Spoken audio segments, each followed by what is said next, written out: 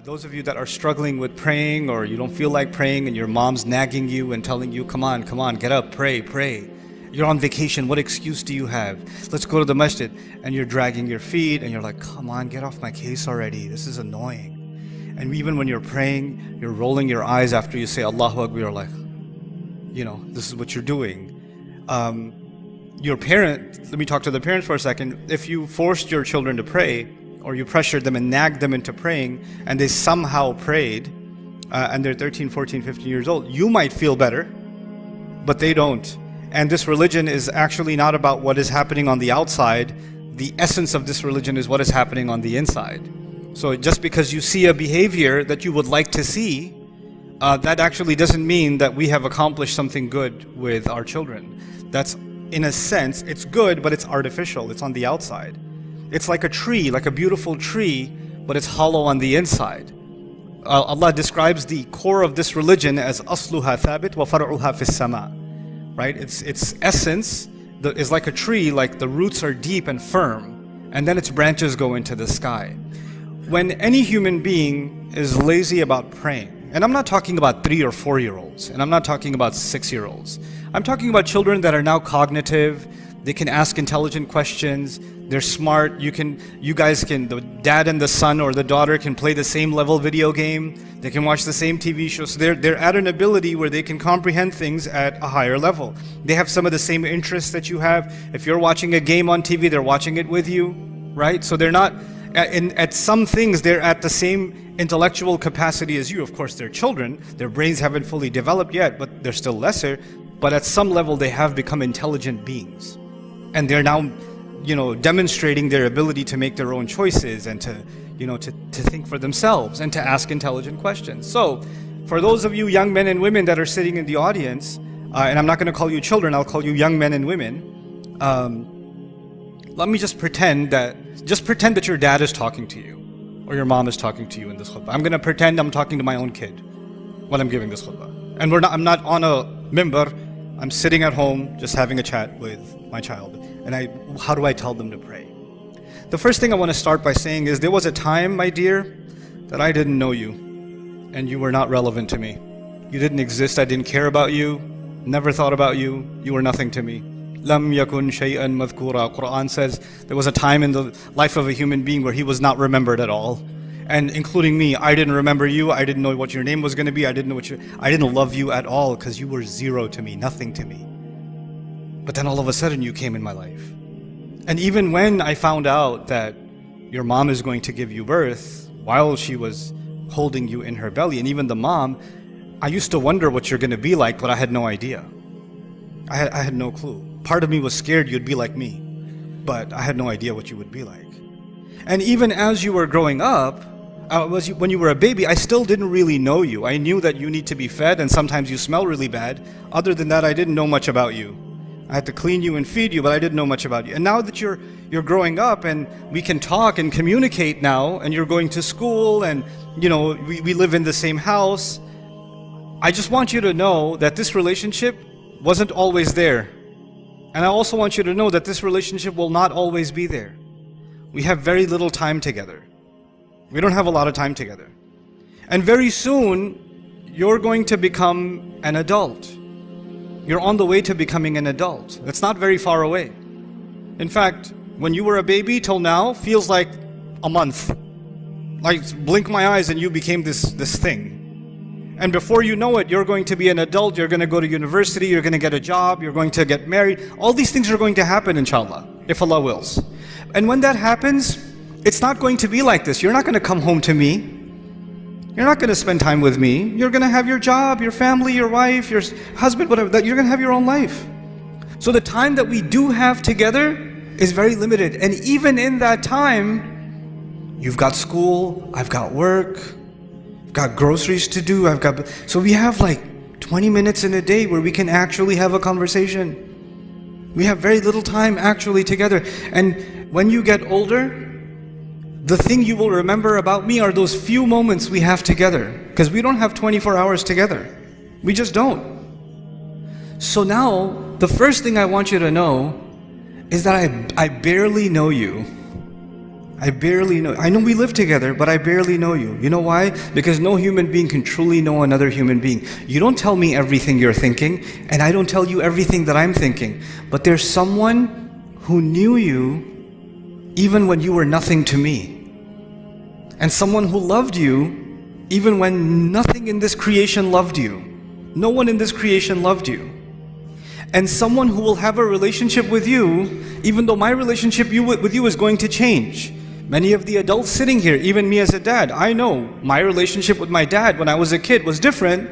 And my relationship with him when I was in college was different. And my relationship with him now is completely different. Even though we're the same people, our relationship has completely changed. But there is someone who has loved you and has protected you and has planned for you and has taken care of you from the beginning. And will always do so. And that's not me. I'm just an episode in your life. I'm not more than that.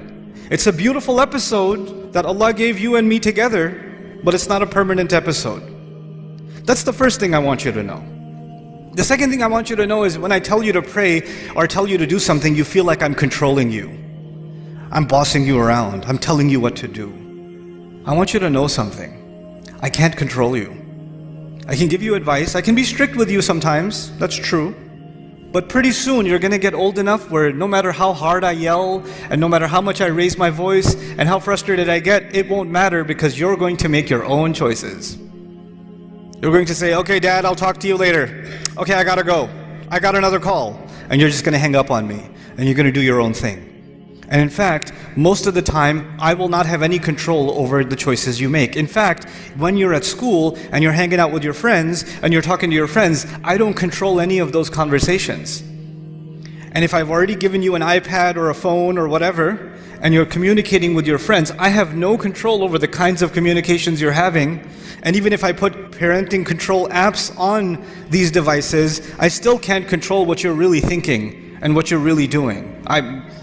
I can have some control, but I have very limited control. But there's someone who controlled every cell in your body, who controlled the microscopic fluid that you were, that made it inside the womb of your mother, that controlled the genetic sequence with which you would be created, the color of your skin, the way your hair looks, your eyes, the way your mind works, how tall and short you were going to. He controlled everything. He actually has control, I don't. I'm reminded of something the Prophet ﷺ told his daughter Fatima radiallahu anha. He said, Ya Fatima bint Muhammad, ittaqillah fa inni la amliku laki min Allahi shay'a. Fatima, daughter of Muhammad, be mindful of Allah. I will have no authority with Allah in your case. Which brings me to my next point. Because I don't have control, the truth is, as protective as I am of you and I want you to do good, I don't control that and I'm not responsible for it either. Allah made every human being responsible for themselves. No, you see that if you get a driver's license one day and you cut a traffic light and the cop pulls you over, you're not going to say, can you talk to my dad? You're going to have to deal with that yourself. When your university professor is going to fail you in the class, you're going to say, hold on, let me call my mom. Nope, you're responsible yourself.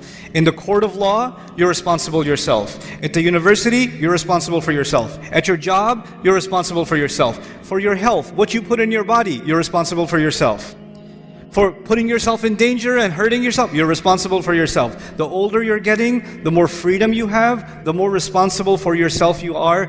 You cannot be controlled by anyone and no one else is responsible for you. لا تزر وازرة وزر أخرى. Nobody will carry anybody else's burden. I am actually not responsible for you because Allah will, and on Judgment Day, absolutely, every one of us will come in front of Allah alone. Right now we're together, we live together, we're a family, we hug each other, I love you to death, I think about you all the time, but there's a day coming where we're going to be just as alone as we ever were in our existence. In fact, even if you come running to me at Judgment Day, it could happen that I'm going to run away from you. I don't know you, get away from me. I got my own issues right now. Because my relationship with you was these few microseconds compared to my relationship with Allah, which is a much bigger relationship. It's a lot older and it's going to last a lot longer. right? And I have to deal with that relationship right now on Judgment Day. So this relationship, يَوْمَ يَفِرُّ الْمَرْءُ مِنْ أَبِيهِ وَأُمِّهِ. But and all those ayat. A person will run from his mother, his father, his children, his siblings, his spouse. Some of you say running from the spouse, I already do that. Okay, anyway. So, the next thing I want you to know is that I need to feel that you respect me. I need to feel that you love me. Just like you need to feel like I care about you. When you love someone, you kind of have some needs from them. You need for me to make sure that the house is taken care of. You need to make sure, my responsibility, you need from me that the electricity bills are paid and the heating is working. And you need for me to make sure that you can get to school. You need to make sure, for me to make sure that you have clothes. Those are my responsibilities. And I need to make sure that I feel some respect from you and regard from you and obedience from you. I get that. But the relationship you have with Allah is different. You have a lot of needs from Him. He has no needs from you. He doesn't need you at all, actually. He doesn't need anyone or anything. And let's just talk about you. When you say, why do I need to pray? Why does Allah need me to pray? Allah doesn't need for you to do anything. It's not about Him at all. Allah even says, when nothing will remain. Let me just give you an example from the Quran. When nothing will remain in this universe. Let's talk about that about the glory of Allah for a second. Recently I was in Qatar during the World Cup. And the team that wins, so Argentina wins.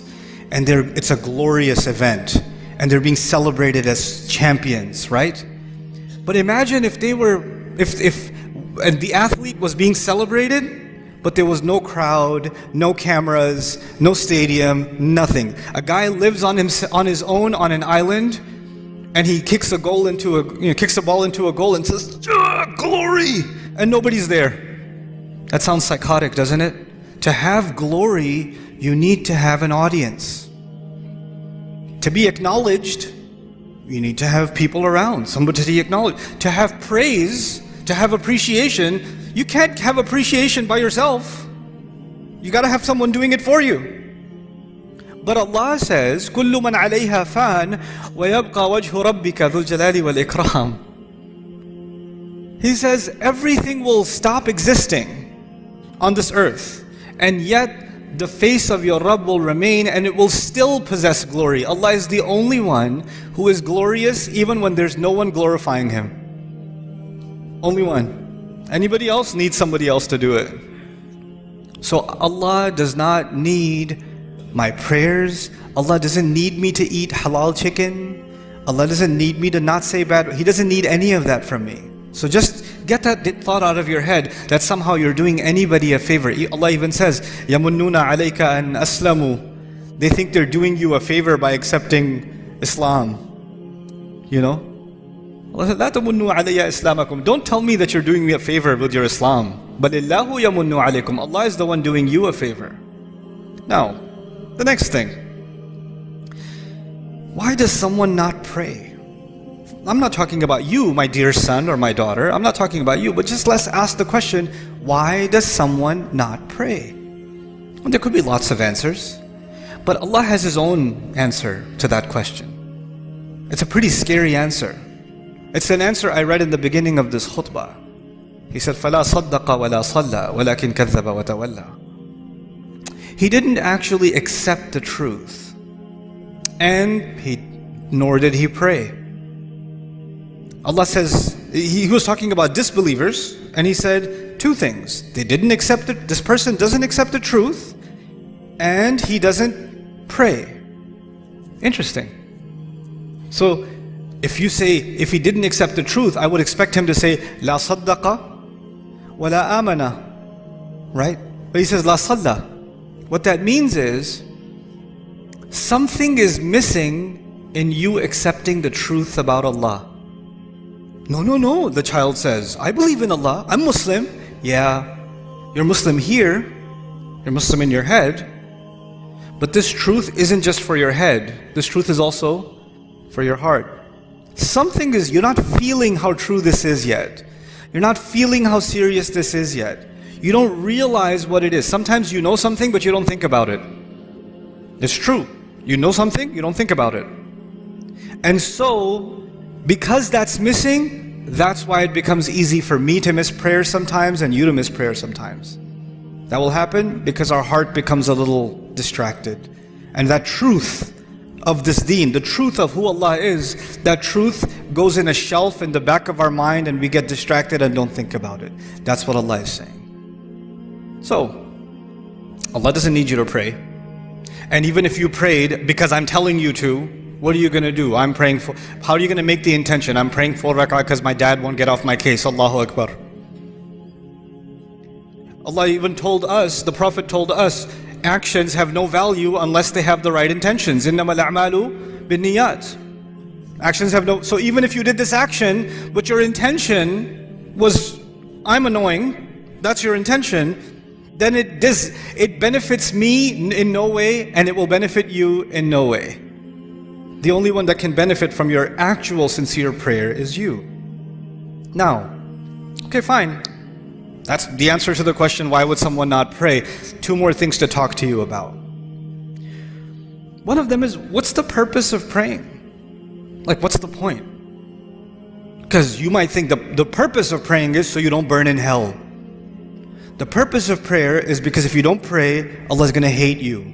The purpose of prayer is if you don't pray, you're just going to get punished. Or you won't even be a Muslim anymore. The angels will curse you and all this negative stuff. Allah didn't mention those purposes. The purpose of prayer is not to get away from something negative.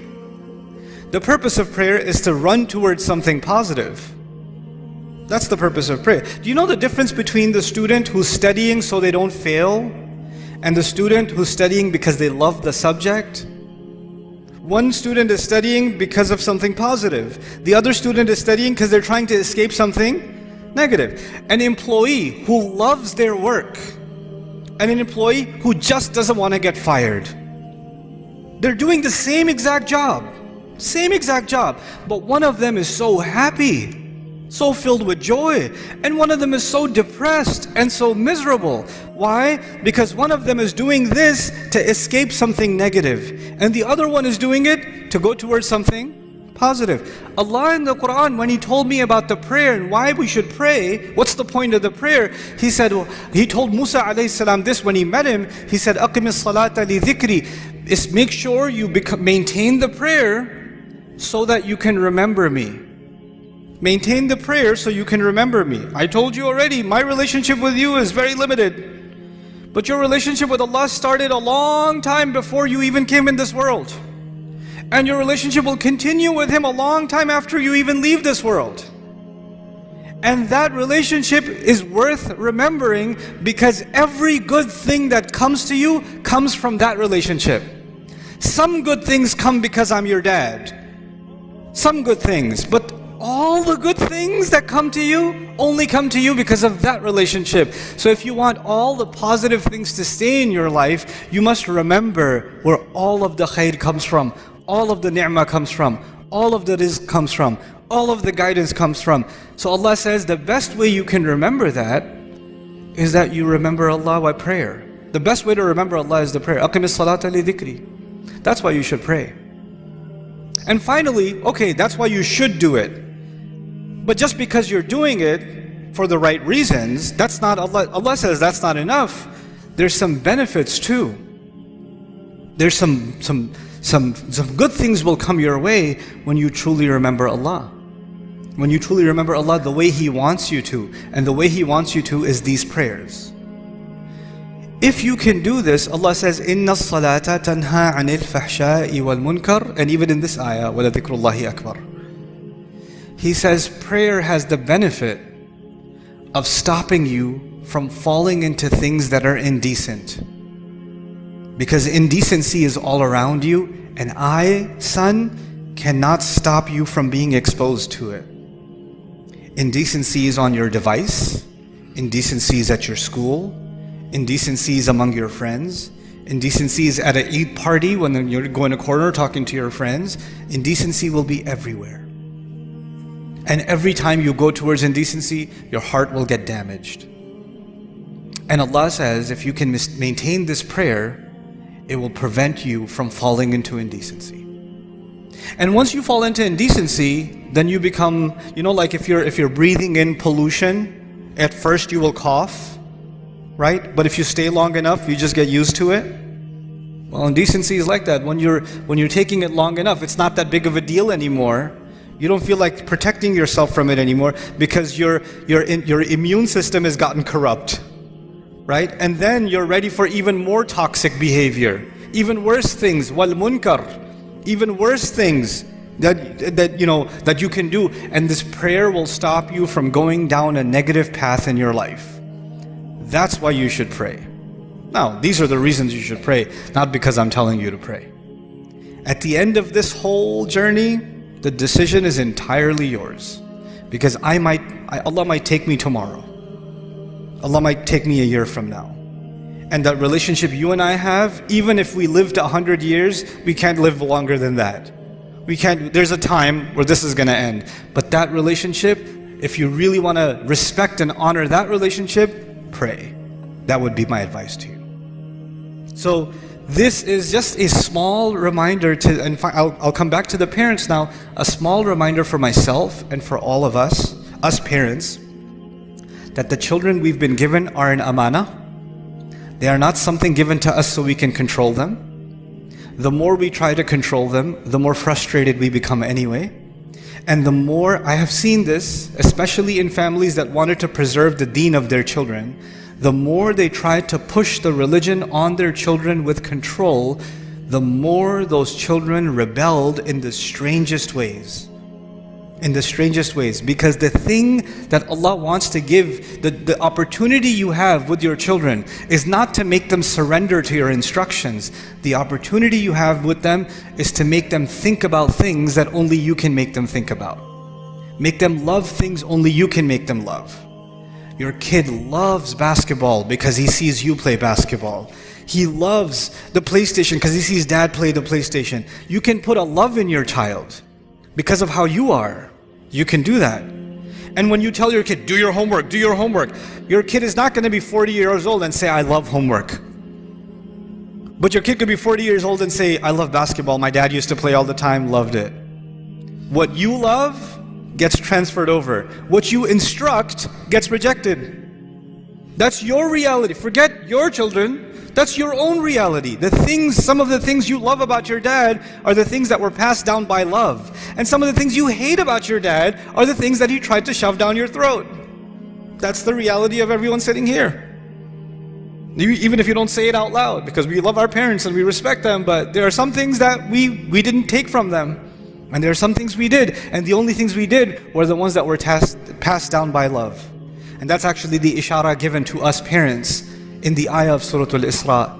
رَبِّ ارْحَمْهُمَا كَمَا رَبَّيَانِي صَغِيرًا. Rabbayani means when tarbiyah is used for growing a plant. You have to take care of the plant. You have to be delicate with it. You have to nurture it. You have to provide it soft soil. You have to remove the weeds from it. You can't yell at the plant. You can't say, get up already, grow already. You have to let it take its time. You have to see sometimes insects come and bite some of the leaves, and you have to remove the insects. And you cannot just, you have to sometimes be a little bit harsh with it, but just enough that the insect is removed, and then you have to water it again. This is us and our kids.